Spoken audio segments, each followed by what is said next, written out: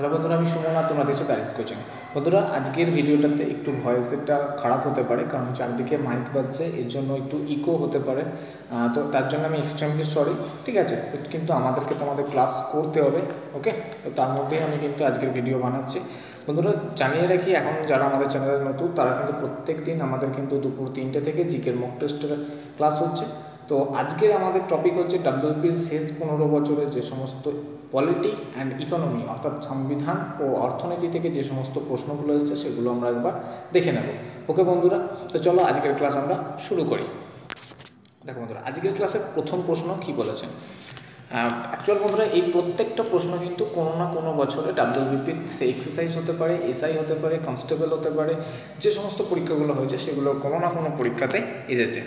দেখো, প্রথম প্রশ্ন বলেছে ন্যাবার্ড এর প্রতিষ্ঠানটি জড়িত কিসের সঙ্গে। অপশান এ বলছে গ্রামের উন্নয়ন, অপশান বি শহরের উন্নয়ন, অপশান সি শিল্পের উন্নয়ন, অপশান ডি রেলের উন্নয়ন।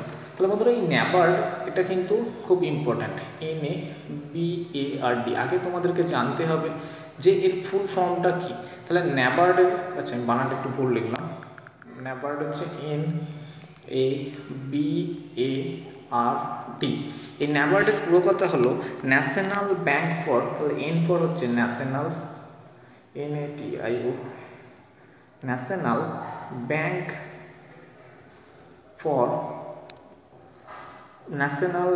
For agriculture, A for agriculture, national bank for agriculture, AGRI।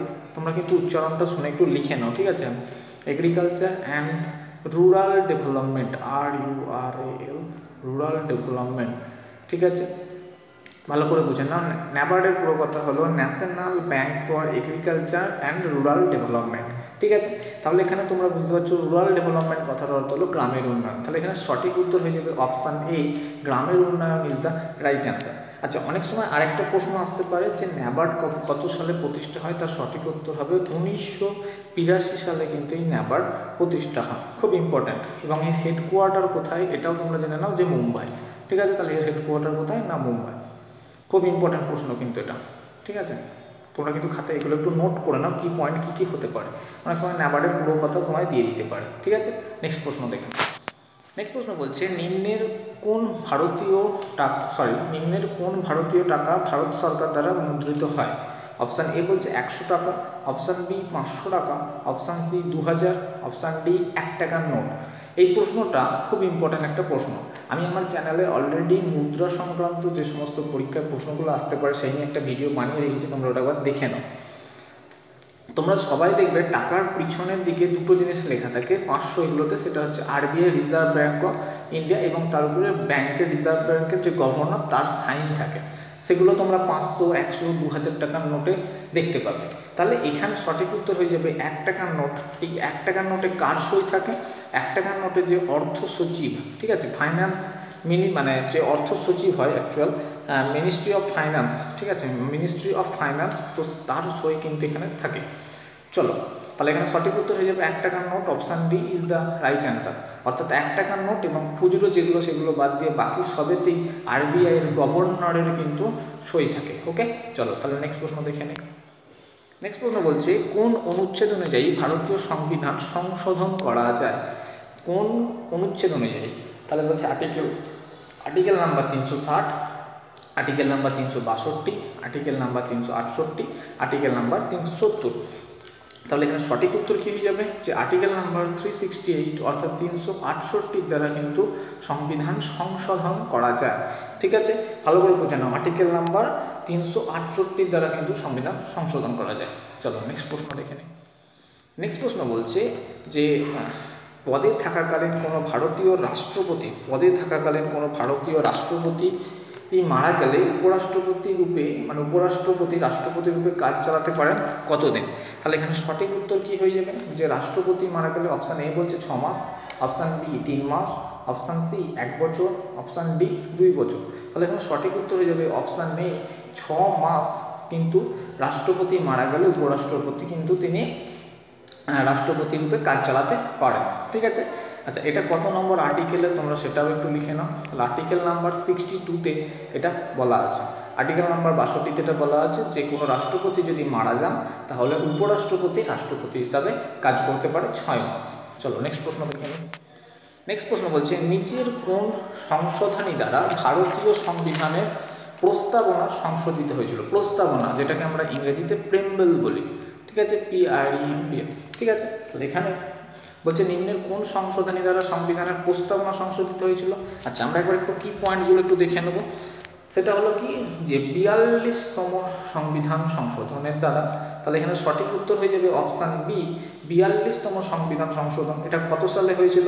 না 1976। আচ্ছা, তাহলে 1976 সালে 42তম সংবিধান সংশোধনের দ্বারা প্রস্তাবনা সংশোধিত হয়েছিল।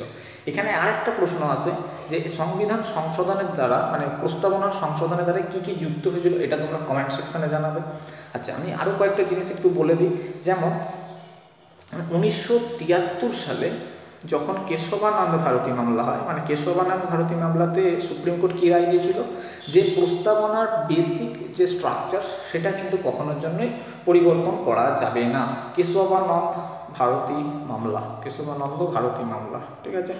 তাহলে কেশবানন্দ ভারতী মামলায় কিন্তু সুপ্রিম কোর্ট কী রায় দেয় যে সংবিধানের এই প্রস্তাবনার যে বেসিক স্ট্রাকচার সেটার কিন্তু পরিবর্তন হয় না। আরেকটা প্রশ্ন এখান থেকে খুব ইম্পর্ট্যান্ট যে কতবার তোমার সংবিধানের প্রস্তাবনা সংশোধিত হয়েছিল? তার সঠিক উত্তর হয়ে যাবে কিন্তু একবার। এটা কিন্তু অনেকে কনফিউজ করে ফেলো। তাহলে সংবিধানের প্রস্তাবনা কতবার সংশোধিত হয়েছিল?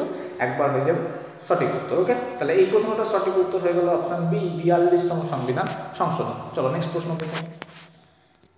নেক্সট প্রশ্ন বলছে ভারতের রাষ্ট্রপতি নির্বাচিত হন রাজ্যসভার দ্বারা, সংসদের সদস্য রাজ্যসভা আইন দ্বারা পরিষদগণ দ্বারা, লোকসভার দ্বারা, সংসদের সদস্য দ্বারা। তাহলে এখানে সঠিক উত্তর হয়ে যাবে কিন্তু অ্যাকচুয়াল সবকটাই, ঠিক আছে, মানে সবকটার দ্বারাই কিন্তু নির্বাচিত হয়ে থাকেন। মানে সংসদের সদস্য ও রাজ্যসভার আইন পরিষদ সদস্যগণ দ্বারা কিন্তু রাষ্ট্রপতি নিযুক্ত হন।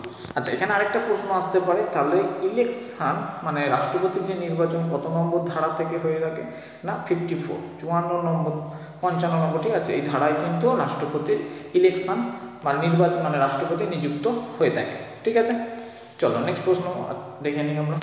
আচ্ছা, নেক্সট প্রশ্ন বলছে ভারতীয় সংবিধানের 50 নম্বর ধারাটি যে বিষয়ের সাথে সেটি যুক্ত সেটি হলো অপশান এ সমবিচার ও বিনামূল্যে আইনি সহায়তা, 2 নম্বর বলছে আন্তর্জাতিক শক্তি ও নিরাপত্তা উন্নয়ন, অপশান সি নাগরিকদের জন্য সমনিয়মাবলী, অপশান ডি বিচারবর্গকে কার্যবাহীগণের থেকে আলাদা করা। খুব ইম্পর্ট্যান্ট এটা।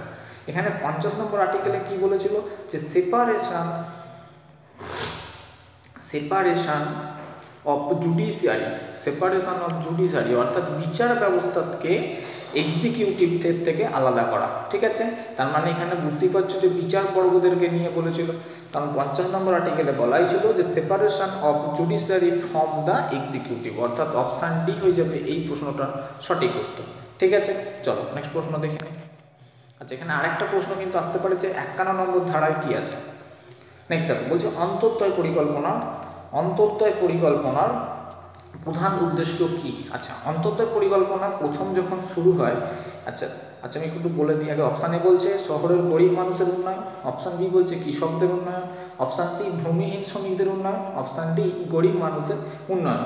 তোমরা 2014 সালের 25শে ডিসেম্বর, অ্যাকচুয়াল 25শে সেপ্টেম্বর 2014-তে এই অন্তর্দয় পরিকল্পনা শুরু করা হয়েছিল।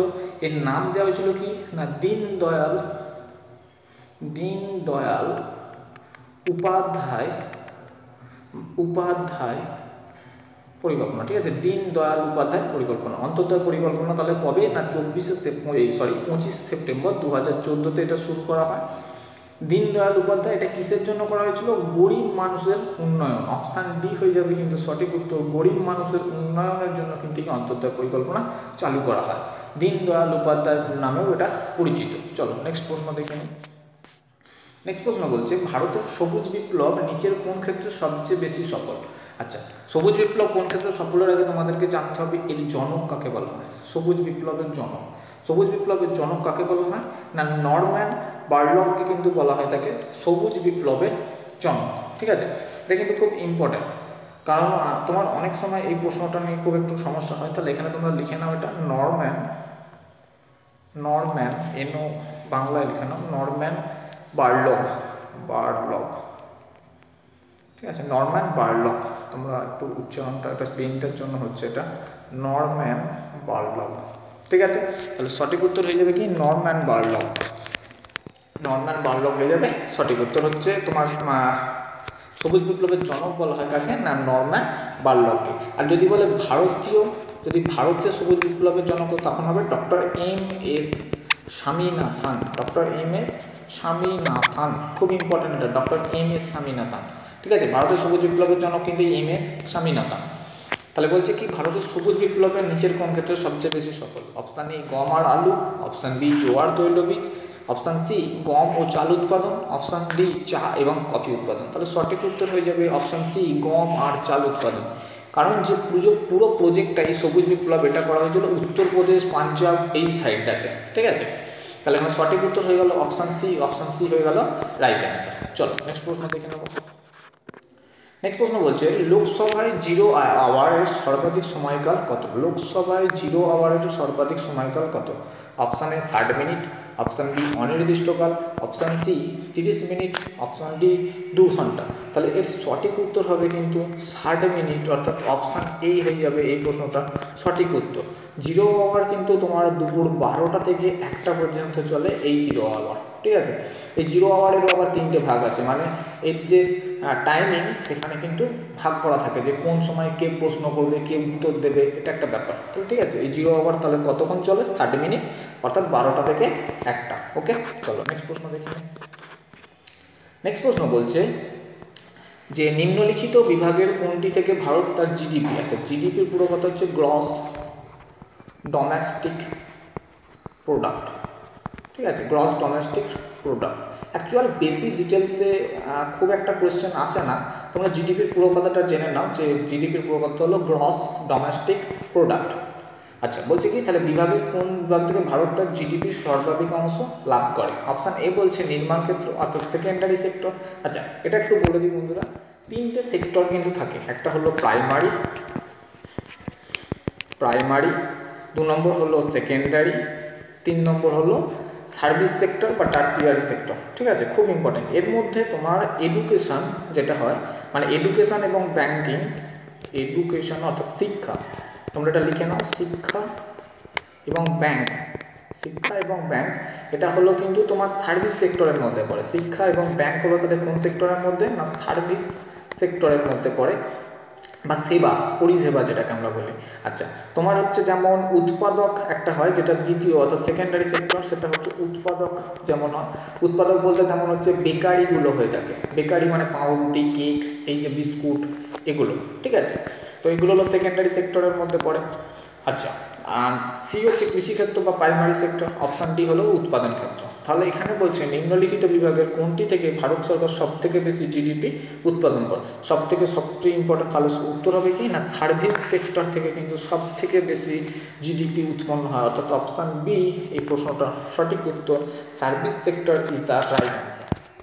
ঠিক আছে, চলো বন্ধুরা যদি সাউন্ড প্রবলেম হয়, আমি আগেই বলেছি একটু সাউন্ড প্রবলেম আজকের ভিডিওতে হবে, কিন্তু কিছু করার নেই, ক্লাস তো ডিমান্ড অনুযায়ী ক্লাস দিতে হবে। ঠিক আছে, তো আজকে একটু তোমরা ম্যানেজ করে নাও, নেক্সট ডে থেকে আমি এটা চেষ্টা করছি।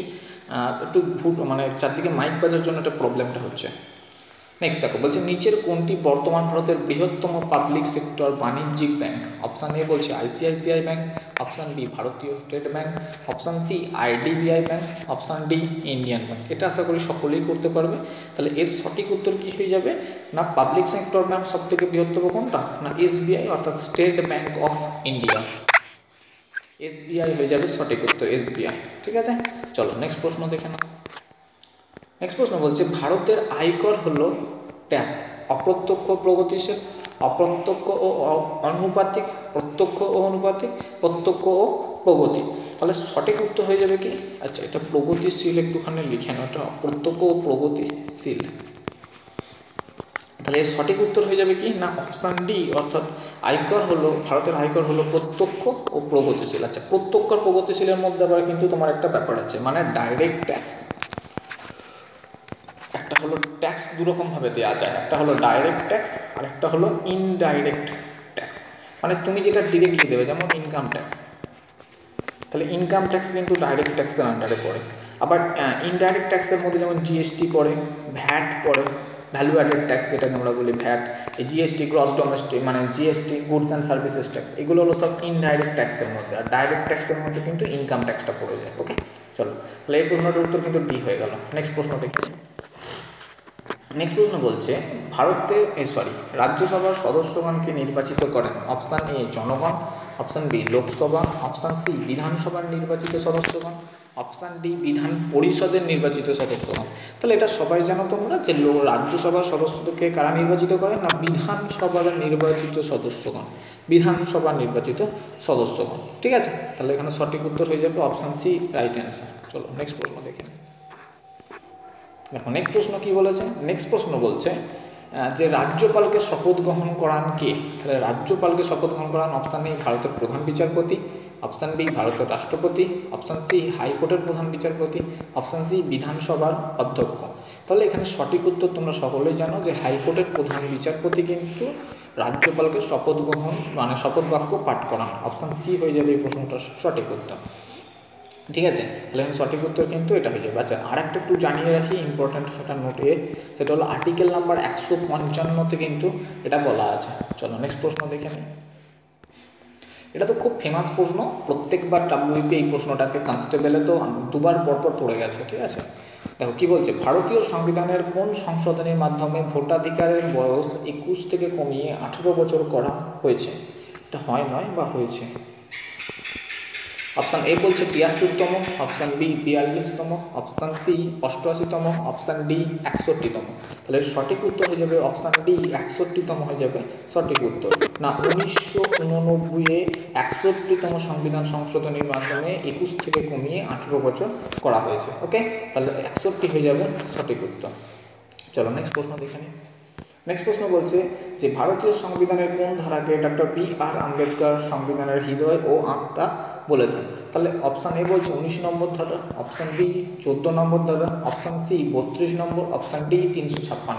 তাহলে এখানে সঠিক উত্তর কি হয়ে যাবে না 32 অর্থাৎ 32 নম্বর ধারাকে কিন্তু সংবিধানের হৃদয় ও আত্মা, অর্থাৎ কখনো কখনো দেখবে হার্ট অ্যান্ড সোল কথাটা লেখা থাকে। ঠিক আছে, সোল কথাটা লেখা থাকে, অর্থাৎ এখানে অপশান সি 32 নম্বর ধারা হয়ে যাবে রাইট অ্যান্সার। ঠিক আছে, চলো পরের প্রশ্ন দেখে নিই।